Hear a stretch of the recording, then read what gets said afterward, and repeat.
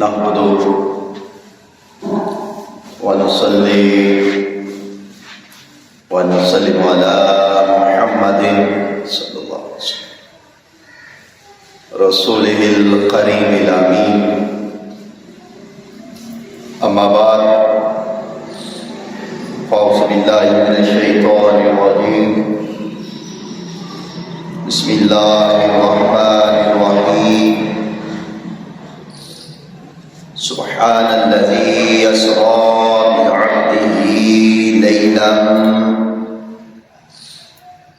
من المسجد الحرام إلى المسجد الأقصى الذي باركنا حوله لنريه من آياتنا إنه هو السميع البصير. صدق الله مولانا العظيم. مولاي صل وسلم دائما أبدا على حبيبك خير الخلق كلهم هو الحبيب الذي ترجى شفاعته لكل هول من الأهوال المقتحمين. حضرت آدمی سامعین، آج 21 رجب الرجب اس ماہ کے اندر مولا کائنات حضرت علی مرتضیٰ کرم اللہ وجہ آپ کی ولادت بعد سعادت حضرت خواجہ معین الدین چشتی اجمیری رحمۃ اللہ تعالیٰ علیہ آپ کا وصف مبارک حضرت سیدنا امام جعفر صادق رضی اللہ تعالیٰ آپ کا وصف مبارک رسالہ مبارک اس امام کے اندر ہوا، اور اس سے بڑھ کر تاجر کائنات صلی اللہ علیہ وسلم کو رب کائنات نے اس ماہ کی 27 تاریخ کو اپنا دیدار عطا کیا۔ قرآن مجید کے اندر رب کائنات نے مختلف مقامات پر شب معراج کا ذکر کیا تاجدار کائنات صلی اللہ علیہ وسلم کا، اور احادیث مبارکہ کے اندر بہت ساری روایات ہیں، مگر گفتگو شروع کرنے سے پہلے اور یہ واقعہ معراج معجزہ معراج جو ہے یہ سننے سے پہلے یہ بات ذہن نشین ہونی چاہیے کہ اس واقعہ معراج میں قدم با قدم یعنی قدم قدم پر سوال ہوتے ہیں، اور سوال بھی ایسے ہوتے ہیں کہ ہم سوچ بھی نہیں سکتے، مگر رب کائنات نے اسی آیات میں اسی لفظ کے ساتھ اسی سوال کا جواب بتا۔ معجزہ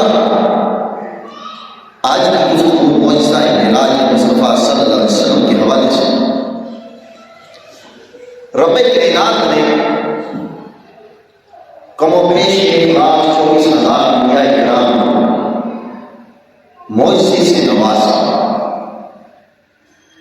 اور معجزہ جو ہے یہ نبوت کی دلیل ہے، جیسے اولیاء کرام سے کرامت صادر ہوتی ہے اور عام لوگ اس سے حیران اور پریشان ہو جائے، عقل تسلیم نہ کرے، بات کو عقل تسلیم نہ کرے جس چیز کو اولیاء عام اللہ کی سے وہ چیز صادر ہو جائے اس کو کرامت کہتے ہیں۔ ایسے ہی انبیاء کرام جہاں ہماری عقل جواب دے جائے، ہم جس چیز کو تسلیم نہ کر سکیں وہ چیز انبیاء کرام سے صادر ہو جائے تو اس کو معجزہ کہتے ہیں، اور معجزہ حقیقت میں نبوت کی دلیل ہے۔ اب دیکھیے، ہم حضرت آدم علیہ السلام رب کائنات نے سب سے بڑا معجزہ یہ آپ کو عطا کیا کہ آپ اپنے دست قدرت سے بنائے، پھر آپ کے اندر اپنی روح ڈالی، اور روح ڈالنا یہ بھی بہت بڑا معجزہ، اور پھر اس سے بڑھ کر معجزہ جو حضرت آدم علیہ السلام کو رب کائنات نے عطا کیا، وہ آپ کے اندر روح ڈالنے کے بعد آپ کا جو مقام تھا، جہاں پر آپ کو رکھا، وہ جنت جیسی نعمت عطا کی۔ اور کیونکہ رب کائنات جانتا تھا کہ میں نے ایک نظام بنا رہا ہوں، آخر جو وہ نظام بنا رہا ہے اس نظام کو ترتیب تو دی ہو، ترتیب دینے کے بعد پھر نظام بنتا ہے، اور رب کائنات جانتا تھا کہ میں اپنے محبوب کو اپنی بارگاہ میں بلاؤں گا، اور کیوں نہ اس سے پہلے ایسی ابتدا کر دوں کہ لوگوں کو علم ہو جائے کہ رب نے حضرت آدم کے جسم میں روح ڈالنے کے بعد جو مقام عطا کیا، جس جگہ پر رکھا اس کو جنت کا کہا، تو جنت میں حضرت آدم علیہ السلام روح اور جسم کے ساتھ جنت میں رہے۔ پھر اس کے بعد رب کائنات نے حضرت آدم علیہ السلام پر حوا علیہ السلام علیہ وہ آپ کے ساتھ ان کا تعلق بنایا، گویا حضرت آدم علیہ السلام سے لے کر حضرت عیسیٰ علیہ السلام تک رب کائنات نے تمام انبیاء کرام کو معجزے دی، اور پھر معجزہ رب کائنات نے ہر نبی کو دیا، پر کسی کو ایک دیا، کسی کو دو عطا کیے۔ سب سے زیادہ معجزے رب کائنات نے حضرت موسیٰ علیہ السلام کو عطا کیے۔ حضرت موسیٰ علیہ السلام کو رب کائنات نے 9 معجزے عطا کیے، 9 معجزے۔ اور کیونکہ حضور سید عالم صلی اللہ علیہ وسلم آپ سب کے مظہر اعظم تھے، تمام انبیاء کرام آپ میں آ کر جمع ہو گئے، اور اس لیے رب کائنات نے تاجدار کائنات صلی اللہ علیہ وسلم کو ایک نہیں، 2 نہیں، 9، 10 نہیں، بلکہ سراپا معجزہ بنا کر بھیجا، اور فرمایا کہ میں نے آپ کو سر کے بالوں سے لے کر پاؤں کی خاک تک آپ کو معجزہ بنایا۔ اور پھر رب کائنات نے یہاں یہ 15 پارے کی ابتدا ہے سورۃ بنی اسرائیل کی، اور پہلی آیات مبارکہ اس میں معراج کا ذکر کیا، مگر قرآن مجید کے دیگر مقامات پر رب کائنات نے اپنے محبوب کو کبھی یا ایھا الرسول کہا، کبھی یا ایھا النبی کہا، کبھی ما کان محمد کہا، مگر یہاں نہ یا ایھا النبی کہا، یا ایھا الرسول نہیں کہا، ما کان محمد نہیں کہا، بلکہ کہا تو کیا کہا، بعبدہ، کہ اپنے محبوب کو رب نے عبد کا مقام دیا، اور عبد کا مقام ایک ایسا مقام ہے جو محبوب ہے، یعنی بندہ رب کا قرب خاص اتنا پاتا ہے کہ وہ عبد، بندے کا مقام جب اب قرب خاص میں آ جاتا ہے رب کائنات کی وحدت کے اندر، پھر وہ عبد بن جاتا ہے رب کے خاص قرب کے اندر پہنچ کر رب کا دیدار پاتا ہے۔ اور دیکھیں پھر رب کائنات نے تاجدار کائنات صلی اللہ علیہ وسلم معجزے بے شمار عطا کیے۔ آپ نے کنکریوں کو کلمہ نہیں پڑھایا، آپ کی دست مبارک سے پانی کے چشمے جاری ہوئے، آپ نے چاند کو 2 ٹکڑے کیے، مگر رب کائنات نے جو انبیاء کرام کو معجزے عطا کیے وہ اس کی قوم کے مطابق عطا کیے۔ اب دیکھیں حضرت موسیٰ علیہ السلام وہاں جادوگری کا دور تھا کہ وہ قوم جادوگر تھی، فرعون نے جب جادوگروں کو بلایا تو حضرت موسیٰ علیہ السلام کے ساتھ مقابلہ کرایا۔ اب وہ جادوگر کیا کرتے کہ رسی یا لکڑی کو لے کر پھونک مارتے، وہ سانپ بن جاتے، پھونک مار پر زمین پر چھوڑتے مگر وہ سانپ بن جاتے۔ تو حضرت موسیٰ علیہ السلام نے ان کا توڑ کیا کس چیز کے ذریعے؟ اس آسا کے ذریعے جو رب کائنات نے عطا کیا تھا. اب اسی آسے کو زمین پر رکھا، وہ سانپ بنا اور سب سانپوں کو کھا گیا. اسی آسا سے آپ درختوں کے پتے جھاڑ کے بکریوں کو چلاتے تھے. اسی آسا کے ساتھ اٹیک لگا کر سوتے تھے. یہ رب کائنات نے حضرت موسیٰ علیہ السلام کو جادو کے مقابلے، جادو کا توڑ کرنے کے لیے یہ معجزہ عطا کیا. ید بیضا تھا، آپ بغل میں ہاتھ ڈالتے نکالتے تو چاند سے بھی زیادہ روشن ہوتا. تو ایسے حضرت عیسیٰ علیہ السلام کا جو دور تھا وہ حکمت کا تھا. حکیم وہ تھے، بہت سارے علاج کرتے تھے. حکیم آخری حد تک پہنچ چکے. تو رب کائنات نے جو آپ کو کوئی عطا کیا وہ یہ بچپن کا پیدائشی نبینا ہو، اس کو آنکھیں عطا کرنا وہ حکمت حکیم نہیں کر سکتے تھے، آپ نے آنکھیں عطا کی. کوڑ کا مریض والا شخص، اس کا علاج نہیں تھا، مگر حضرت عیسیٰ علیہ السلام نے آپ نے علاج کیا. انسان اگر مر جائے، اس سے بڑھ کر بھی انسان مر جائے تو وہ زندہ کرنا ناممکن، ممکن نہیں کہ انسان زندہ ہو جائے. مگر حضرت عیسیٰ علیہ السلام نے آپ نے اللہ کے حکم سے وہ بھی زندہ کر کے دکھایا اور اس کا توڑ دیا.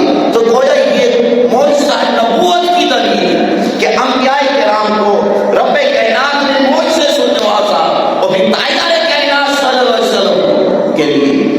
آپ جانتے تھے رب کائنات، آپ جانتے کیا کہ یہاں حکمت بھی نہیں، یہاں جادوگر بھی نہیں، بلکہ یہ جو دور ہوگا مادی دور، یہ سائنسی دور ہوگا اور روز کا دور ہوگا کہ سائنس کے تعلق سے، سائنس کی بنا پر کہ سائنس لوگ اتنی ترقی کریں گے، آسمان چاند تک پہنچ جائیں گے. مگر رب کائنات نے شب معراج کا معجزہ اس لیے عطا کیا، اگر یہ دنیا والے سب مل جائے، سب زور لگا دے، میں نے اپنے محبوب کو لامکاں عرش مقام پر بلا کر اپنا دیدار عطا کیا، یہ تو چاند تک ہی نہیں پہنچ سکے. سبحان اللہ. اس لیے رب کائنات نے شب معراج کا معجزہ جو تھا عطا کیا. اب ہم دیکھتے ہیں 1969 کے اندر امریکہ نے ایک آباد کیا جو چاند تک ہے، اور اس سے پہلے امریکہ کوششیں کرتا رہا، تعلیم اٹھائیں پڑے. اس سے پہلے ایک کا عمل کیا تھا، وہ اوپر والی فضاؤں میں جا کر ان کا رابطہ منقطع ہوا، وہ خرابی چلے گی، کوئی خبر نہیں، آج تک خبر نہیں. اس کے بعد پھر 1969 میں انہوں نے کام کیا، اور 1969 میں کا بالو اس کا نام 11 تھا. جب وہ کیا وہ پھر چاند پر پہنچ کر انہوں نے رابطہ کیا بذریعہ فون امریکن بات کی. تو پتہ یہ چلا کہ انسان کی عقل کے ذریعے چاند تک پہنچ گیا، مگر وہ اس بہن کو ابھی تک اور قیامت تک یہ تسلیم نہیں کر سکتا کہ جو رب کائنات نے تاجدار کائنات صلی اللہ علیہ وسلم کو معجزہ عطا کیا، وہاں پر جانا مشکل نہیں بلکہ ناممکن ہے، وہاں پر کوئی پہنچ ہی نہیں سکتا. اور پھر یہ دیکھیے یہ جو مضمون رب کائنات ہے یہاں بیان کیا، سبحان اللہ سلام بیانتی پاک خدا جس نے اپنے بندے کو سیر کرائی، جس نے اپنے بندے کو سیر کرائی. لیلا رات کی خوشی سے من المسجد الحرام، مسجد حرام سے لے کر الى المسجد الاقصی، مسجد اقصی تک، الذی بارکنا حولہ لنریہ من آیاتنا، وہ مسجد اقصی جن کے ارد گرد ہم نے برکتیں رحمتیں رکھی، اپنی نشانیاں رکھی، من آیاتنا انہ هو السمیع البصیر، اور ہم بے شک بہت خوب سننے والے اور خوب دیکھنے والے. اب یہاں پہلا لفظ رب کائنات نے فرمایا سبحان. پہلا لفظ کیا ہے؟ سبحان. اس کا معنی یہ ہے کہ مولا کی بات. سبحان کا مطلب سمجھا کہ سبحان اللہ، اللہ پاک ہے. تو ہم نے فرمایا سبحان اللہ کہ وہ ذات پاک ہے. یہ کیوں کہا؟ رب کائنات نے اس سے پہلے قسمیں اٹھائی مگر یہاں فرمائے کہ وہ ذات پاک ہے، کیونکہ رب جانتا تھا کہ جب میں اپنے محبوب کو اپنی بارگاہ میں بلاؤں گا تو پھر وہ واپس جب جائے گا تو لوگ سوال کریں کہ یہ کیسے ممکن ہے کہ رات کے کچھ حصے میں وہ مکہ سے مسجد اقصی تک، پھر مسجد اقصی سے سدرۃ المنتہا لامقام عرش رب کی بارگاہ کے اندر لوگ کہیں گے کہ یہ ناممکن ہے، اور پھر ناممکن ہے تو پھر میں یہ مور لگا دوں کہ لوگ اعتراض نہ کریں کہ یہ ناممکن ہے بلکہ کہیں ممکن ہے۔ اب وہ کیسے؟ اب اس بات کو یوں سمجھیے کہ ایک آدمی ہے، وہ جو کام بھی کرتا ہے اپنی طاقت سے باہر نہیں کرتا۔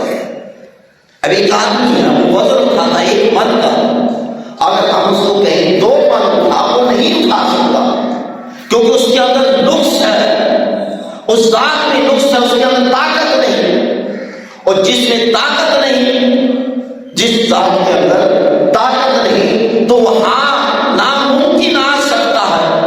مگر رب نے یہاں فرمایا سبحان، اب وہ جو ذات ہے وہ ہر ذات سے اعلیٰ ذات ہے، وہ ذات اگر اس میں بھی نقص آ جائے وہ پھر رب تو نہ ہوا، اور رب جو ہے ہر نقص سے پاک ہے، اس لیے رب نے فرمایا سبحان الذی کہ وہ ذات پاک ہے، وہ ذات میں نقص نہیں، اس ذات میں عیب نہیں، اس ذات میں کسی قسم کی ایسی کوئی بات نہیں جو تم سوچ سکتے ہو تمہارے اندر نقص موجود ہے، عیب موجود ہے، مگر اس رب کی ذات میں کوئی عیب نہیں ہے، وہ بلکہ اعلیٰ افضل ہے، وہ ہر چیز کو پالنے والا ہے، وہ ذات پاک ہے، وہ ذات لا رائب ہے۔ اگر تم لوگ میرے محبوب پر میری بارگاہ میں آنے سے فتویٰ لگاتے ہو تو پھر سن لو یہاں سبحان میں کہہ رہا ہوں۔ اگر تم لوگ مجھے تو مانتے ہو، چاہے تم لوگ کافر صحیح، مشرکانہ صحیح، کسی طور پر رب کو تو مانتے ہو، اگر رب کو مان تو پھر رب کہہ رہا ہے سبحان الذی، سبحان الذی کہ پاک ہے وہ ذات۔ اب میں اب لگاؤ فتویٰ کہ میرے محبوب کو، میرے محبوب پر کہ اس کو معراج دیدار عطا نہیں ہوا۔ پھر دیکھیے اگلی بات دیکھیے، فرمایا الذی اسری بعبدہ، کہ اب رب کائنات نے سبحان اس لیے کہا کہ لوگ یہ بھی فتویٰ لگائیں گے کہ جب تاجر کائنات صلی اللہ علیہ وسلم آپ واپس آ کر کہیں گے کہ میں کیا تھا، اب میں لوگوں کو یہ بتانا چاہتا ہوں کہ میرا محبوب خود نہیں گیا بلکہ اس کو میں لے کر گیا تھا۔ ایک تو ہوتا ہے جانا، ایک ہوتا ہے آنا، ایک ہوتا ہے لے کر جانا۔ تو یہاں رب نے فرمایا کہ میں لے کر گیا تھا، یہ نہیں کہا کہ میرا محبوب میری بارگاہ میں ہوتا ہے، یہ بھی نہیں کہا کہ یہ بھی نہیں کہا کہ وہ یہاں سے گیا، بلکہ فرمایا کہ میں لے کر آیا۔ اب کوئی یہ بھی نہ کہے کہ یہ معذلہ خواب تھا، اب کوئی یہ بھی نہ کہ یہ خود گئے، بلکہ رب فرمایا کہ پاک ہوں میں، وہ ذات پاک ہے جو اپنے محبوب کو لے کر گئی، یعنی رب کائنات خود تاجر کائنات صلی اللہ علیہ وسلم کو لے کر گئے۔ اور پھر دیکھیے یہاں بعض اوقات کہتے ہیں کہ تاجر کائنات صلی اللہ علیہ وسلم کو خواب کی معراج تھی، خواب کے اندر دیدار ہوا، بعض کیا کہتے ہیں جسمانی نہیں روحانی ہوا، فلاں ہوا فلاں ہوا۔ دیکھیے اس بات کو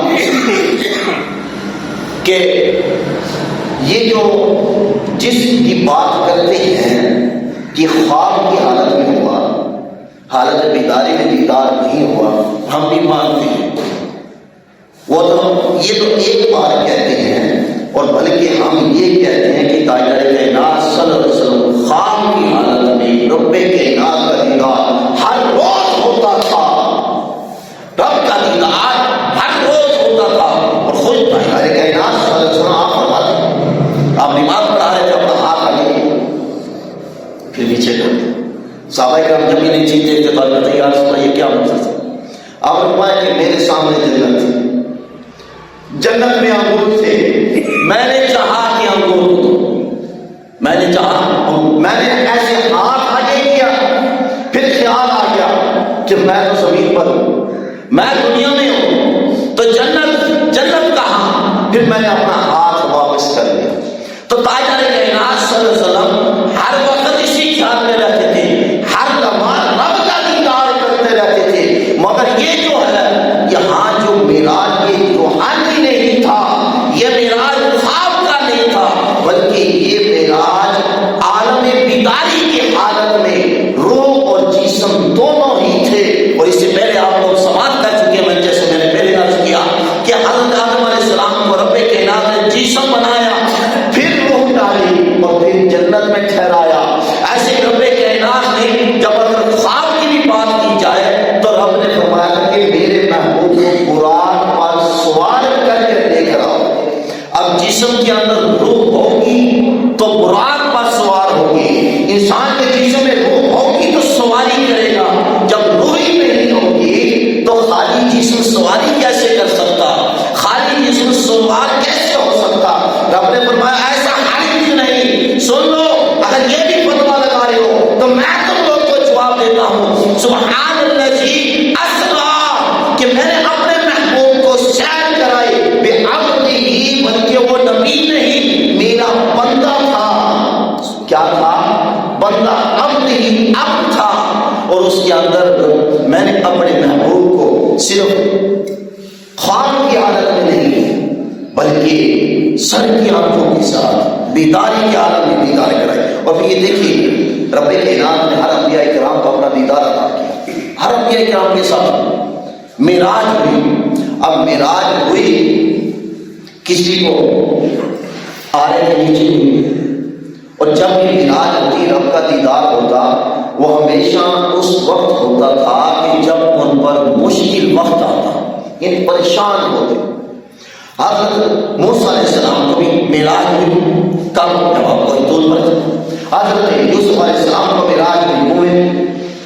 اور ایسے ہی تاجدار کائنات صلی اللہ علیہ وسلم آپ جب کفار اور مشرکین نے حد کر دی، تانا دینے کی، دشمنی کرنے کی، آپ بہت پریشان ہوئے۔ حضرت خدیجہ آپ کی ساتھی جو تھی ان کا وصال ہو گیا، آپ کے چاچا کا وصال ہو گیا، آپ تنہا اکیلے تھے، اور کفار و مشرکین آپ کی جان کے دشمن بنے ہوئے تھے، آپ چھپ کر رہتے تھے۔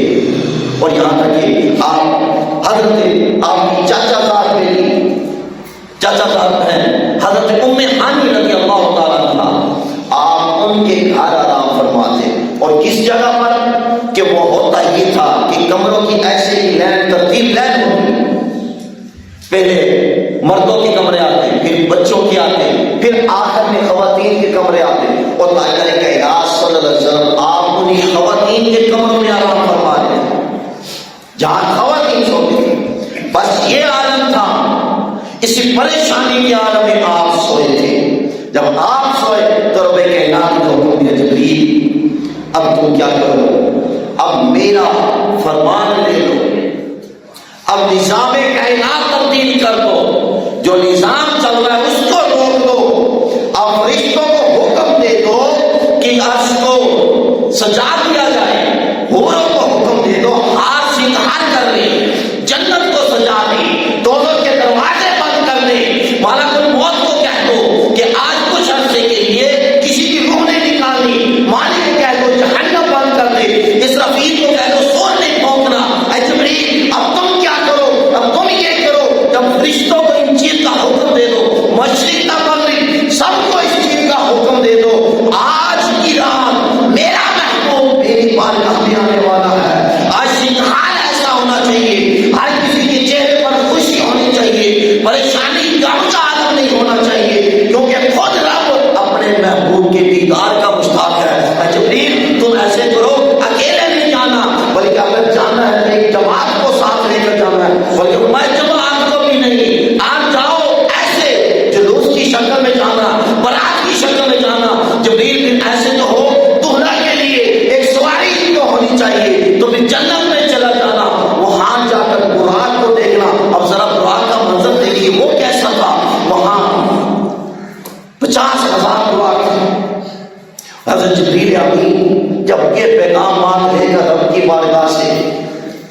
جنت میں جب پہنچا اور فرشتوں کو حورا گرما تو سب کو حکم رب کائنات کا سنایا. اب رب کائنات نے فرمایا جبریل جب براق دیکھو نا یہ خیال رکھنا کہ میرے محبوب نے میری بارگاہ میں آنا ہے، سواری اچھی ہونی چاہیے. سوار اتنا خوبصورت ہے کہ رب کائنات خود اپنی بارگاہ میں بلا رہا ہے، تو سواری بھی کمزور نہیں ہونی چاہیے، خوبصورت اچھی ہونی چاہیے. اب حضرت جبریل امین رضی اللہ تعالیٰ نے آپ بیٹھ کر دے میں نے پہلا براق دیکھا بہت خوبصورت تھا، اور جیسے میری دوسرے براق پر نظر پڑی وہ اس سے بھی زیادہ خوبصورت تھا. اور میں نے 40-50 ہزار براق دیکھی، وہ سب کے سب ایک دوسرے سے زیادہ خوبصورت. میری عقل حیران کہ اب میں کس کو منتخب کروں، براق کون سے براق کو منتخب کر کر تاجر کائنات صلی اللہ علیہ وسلم کی بارگاہ کی طرف لے کر جاؤں. اب رب کائنات نے فرمایا جبریل کیا ہوا؟ ارے کہتے مولا کائنات تیرا محبوب تیری بارگاہ میں آ رہا مگر براق ایک دوسرے سے بھی زیادہ خوبصورت ہے، میں کس براق کو پسند کروں؟ میری عقل تسلیم نہیں کرتی. رب کائنات نے فرمایا جبریل محبوب میرا ہو تو میری بارگاہ میں آئے تو پھر تو سواری پسند کرے گی، کیسے ممکن ہے؟ بلکہ محبوب میرا تو میری بارگاہ میں آئے گا تو اس کی سواری کا انتخاب بھی میں خود کروں گا. فلاں کونے میں چلا جاؤ، وہاں ایک براق کھڑا ہے اور اس کو صرف اس کے کندھوں پر ہاتھ رکھ کر اس کو بشارت دو کہ آج کی رات رب کے محبوب نے آپ پر سوار ہو کر رب کی بارگاہ میں جانا. اب اگلا منظر سنیے. جب حضرت جبریل امین اس براق کو دیکھتے ہیں، اس براق کی کیفیت یہ ہے کہ ہڈیوں کا ڈھانچہ ہے، ہڈیوں کا ڈھانچہ ہے، جسم کالا سیاہ، مسلسل زاروں قطار ہو رہا. اور جبریل امین پریشان ہو گئے کہ اتنے خوبصورت براق اور یہ ہڈیوں کا ڈھانچہ، کیا رب کو یہی پسند آیا اپنے محبوب کے لیے؟ رب نے فرمایا جبریل پریشان نہیں ہونا بلکہ ان کو بشارت کو دو، ذرا بشارت کو دو اس براق کو. اور جبریل امین کے کہتے ہیں کہ جیسے ہی میں نے براق کو بشارت دی کہ براق آج کی رات رب کا محبوب تم پر سوار ہو کر رب کی بارگاہ میں جائے گا، تو بس یہ بشارت دینے کی دیر تھی. وہ براق خوشی سے جھوم اٹھا اور وہ 40-50 ہزار کا جو نور تھا اسی براق پر غالب آ گیا. وہ براق پر جب نور غالب آیا تو جبریل نے کہا مولا یہ کیا منظر ہے، یہ کیسے ہوا؟ تو رب کائنات نے فرمایا جبریل ایک دفعہ میں نے اعلان کیا تھا، وہ اعلان کیا تھا کہ ایک وہ وقت آئے گا کہ میں اپنے محبوب کو اپنی بارگاہ میں بلاؤں گا. جب وہ میں نے اعلان کیا تھا بس اس وقت سے یہ براق جو ہے یہ مسلسل زاروں قطار ہو رہا ہے. یہ ایک ہی التجا کر رہا ہے کیا کہ مولا وہ سواری کا جو انتخاب کرنا ہو مجھے میرا انتخاب کرنا، اس سواری کے لیے مجھے چن لینا. بس نہ یہ کھاتا تھا، نہ پیتا تھا، نہ سوتا تھا، ہر دن رات ایک ہی دعا کرتا تھا. اور جو دوسرے براق تھے انہوں نے اپنا ہار سنگھار کرنا شروع کر دیا. بس یہی وجہ تھی میں نے اس کی عاجزی کو قبول کیا اور اس کو براق سواری کے لیے منتخب کیا. اور پھر دیکھیے یہاں رب کائنات نے فرمایا لیلم کہ باقی وفات اپنے بندے کو لے گی لیلم کہ رات کے کچھ حصے میں. اب یہاں پیچھے فرمایا اسرا سیر کرائی، لیلم یہاں فرمایا کہ رات کے کچھ حصے میں. کیوں دن کا انتخاب کیوں نہیں کیا؟ جب عاشقوں کی بات ہوتی ہے ہمیشہ رات کو ہوتی ہے، جب دیوانوں کی بات ہوتی ہے تو رات کو ہوتی ہے. قرآن اٹھائیں رب کائنات حضرت موسیٰ علیہ السلام کے حوالے سے اسرا بعبادی کہ رب کائنات نے حضرت موسیٰ علیہ السلام کے حکم دیا کہ اے موسیٰ راتوں رات اپنے آدمیوں کو لے کر نکل جاؤ، کیونکہ رب رات کو پسند کرتا ہے. رب کائنات کو جو پسند ہے وہ رات پسند ہے. اس لیے فرمایا لیلم کہ میں نے رات کے کچھ حصے میں. اور رات کا منظر کیا ہوتا ہے؟ رات کا یہ ہوتا ہے جو لوگ عاشق ہوتے ہیں،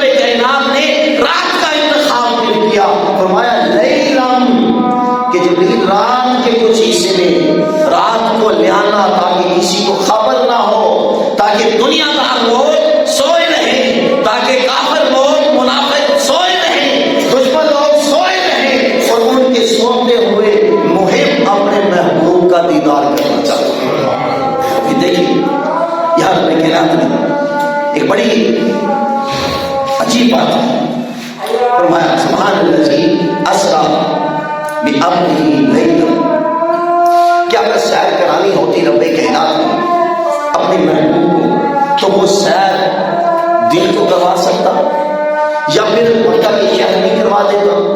یہ ضروری تو نہیں تھا کہ کچھ حصہ منتخب کرتا اور اس کچھ حصے میں رب کائنات اپنے محبوب کو جو سیر کرواتا، مسجد حرام سے مسجد اقصیٰ، پھر سدرۃ المنتہیٰ، پھر عرش لامکان، رب کا دیدار، مگر یہ ایسا کیا تو کیوں کیا؟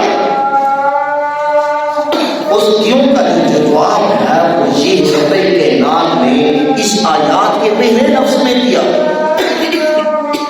فرمایا کہ اس پوری آیات میں یہ جو کیوں بار بار آ رہا ہے، اس کیوں کا جواب میں نے پہلے لفظ میں دے دیا تھا۔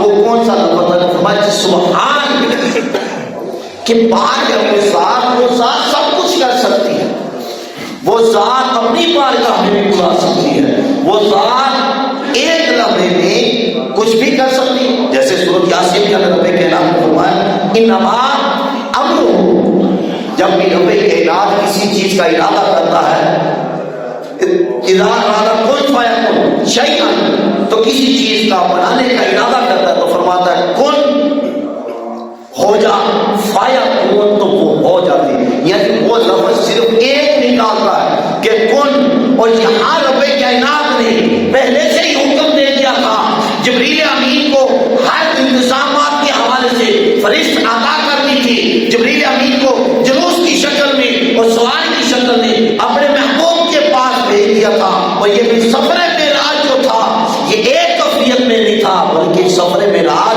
3 صورتوں پر تھا۔ وہ 3 صورتیں کون سی تھی؟ وہ یہاں پہ لفظ فرمایا اسریٰ بعبدہ، اپنے بندے کو سیر کرائی۔ پہلا مسجد حرام سے لے کر مسجد اقصیٰ تک یہ پہلا منزل تھی، اور یہ جو سفر ہوا یہ سفر عبدہ بشریت کے پیکر کے ساتھ ہوا، اور اقصیٰ سے لے کر سدرۃ المنتہیٰ تک یہ جو سفر تھا یہ نورانی سفر تھا، یعنی نورانی سفر تھا، نور کا سفر تھا، اور سدرۃ المنتہیٰ سے لے کر عرش لامکان تک یہ جو سفر تھا یہ حقیقت محمدی کا سفر تھا۔ اور دیکھیں وہ جو سوار تھا، سواری جو تھی، براق جو تھا، اب اس کی رفتار بشریت پیکر سے زیادہ تھی۔ اس کی رفتار کا یہ عالم تھا کہ جہاں حد نگاہ ہوتی وہاں پر اس کا پہلا قدم ہوتا، جہاں اس کی نظر کی انتہا ہوتی وہاں اس کا پہلا قدم ہوتا۔ اب آگے خود اندازہ لگائیں کہ اس براق کا سفر، رفتار کا عالم کیا ہوگا۔ اس لیے تو کسی نے کیا خوب کہا کہ نگاہیں برق نہیں، چہرے آفتاب نہیں، وہ آدمی تو ہے مگر دیکھنے کتاب نہیں، بنا کے آپ کو خالق نے یہ فرمایا کہ میرا تو جواب تو ہے پر تیرا جواب نہیں، کہ نگاہ کتنی تیز تھی براق کی کہ جہاں رفتار اتنی تیز تھی، جہاں اس کی نظر کی انتہا ہوتی وہاں پہلا قدم ہوتا تھا۔ اور پھر مزے کی بات آگے جو کی کہ میں رب شاہد کہتا ہے کہ اس نے سواری کو نہ دیکھو کہ سواری کا یہ کمال ہے، بلکہ اس کو دیکھو جو سواری کے اوپر سوار ہے، اس کا یہ کمال ہے کہ رب نے اس کو بنایا، بنانے کے بعد اب رب کائنات نے ان کو یہ کہا کہ میرا تو جواب داؤں تو ہے، محبوب میرا نظر عطا تو ہے، اگر تو نہ ہوتا تو میں اپنا رب ہونا بھی ظاہر نہ کرتا، میں نے تم کو بنا کر اس لیے بھیجا کہ تو میرا جواب بن جائے، لیکن تیرا جواب میرے پاس نہیں ہے محبوب، تو اتنا لاجواب ہے کہ تیرا جواب میرے پاس نہیں ہے۔ اور پھر رب کائنات نے تاجر کائنات صلی اللہ علیہ وسلم کو مسجد حرام سے مسجد اقصیٰ کی طرف جب سفر کر رہے تھے، وہاں حضرت موسیٰ علیہ السلام کی قبر مبارک اس رستے سے آئے، اور پھر وہ رستہ جب حضرت موسیٰ علیہ السلام کی قبر آئی، اس سے پہلے تمام انبیاء کرام مسجد اقصیٰ میں موجود تھے۔ اب حضرت موسیٰ علیہ السلام نے رب کی بارگاہ کے اندر عرض کیا کہ مولا کائنات میں یہ چاہتا ہوں کہ تیرا محبوب آ رہا ہے تو انہوں نے اس رستے سے گزرنا ہے، میں ان کا استقبال کرنا چاہتا ہوں، میں ان کا استقبال کرنا چاہتا ہوں۔ اور استقبال کیسے کیا حضرت موسیٰ علیہ السلام نے؟ وہ استقبال جو کیا وہ کھڑے ہو کر سلام پڑھنے کی صورت میں کیا۔ وہ کھڑے ہو کر، جیسے ہم کھڑے ہو کر جمعہ کے بعد یا محفل کے بعد سلام پڑھتے ہیں کھڑے ہو کر، ایسے ہی حضرت موسیٰ علیہ السلام نے کھڑے ہو کر تاجدار کائنات صلی اللہ علیہ وسلم کی بارگاہ کے اندر سلام کا نذرانہ پیش کیا۔ اور پھر دیکھیں وہاں لفظ استعمال ہوا قیامت صلاۃ، کہ حضرت موسیٰ علیہ السلام کھڑے ہو کر سلام پیش کر رہے تھے، اور کہتے ہیں کہ حضرت موسیٰ علیہ السلام وہاں نماز پڑھ رہے تھے۔ دیکھیں سلام کے جو معنی ہے، سلام کے معنی وہ 55 سے 56 کے قریب معنی ہے، مگر اگر دو معروف جو اگر معنی لے جائیں وہ دو معنی بنتے ہیں۔ ایک تو بنتا ہے درود پڑھنا، دوسرا معنی بنتا ہے نماز پڑھنا۔ اور اب اس کے ساتھ اس مسئلے کو بھی سمجھیں، جب سے آدمی مرد وصال کر جاتا ہے، فوت ہو جاتا ہے، اس کے بعد اس کی عبادت معاملات ختم ہو جاتے ہیں۔ ایسے حضرت موسیٰ علیہ السلام آپ پردہ فرما چکے تھے، مگر آپ کا عبادت کرنا وہاں ناممکن تھا، ممکن ہی نہیں، کیونکہ آدمی جب وصال فرما جائے تو پھر عبادت نہیں، نماز کچھ بھی نہیں، پھر اس کے اندر جو تھا اب صلاۃ کا معنی ان چیزوں کو مد نظر رکھ کر اب نکالیں تو اب صرف ایک ہی بنتا ہے، وہ یہ بنتا کہ حضرت موسیٰ علیہ السلام کھڑے ہو کر تاجدار کائنات صلی اللہ علیہ وسلم پر درود و سلام پڑھیں۔ یہ انشاءاللہ یہ قصہ بہت طویل ہے، جتنا بھی بیان کریں اتنا ہی کم ہے۔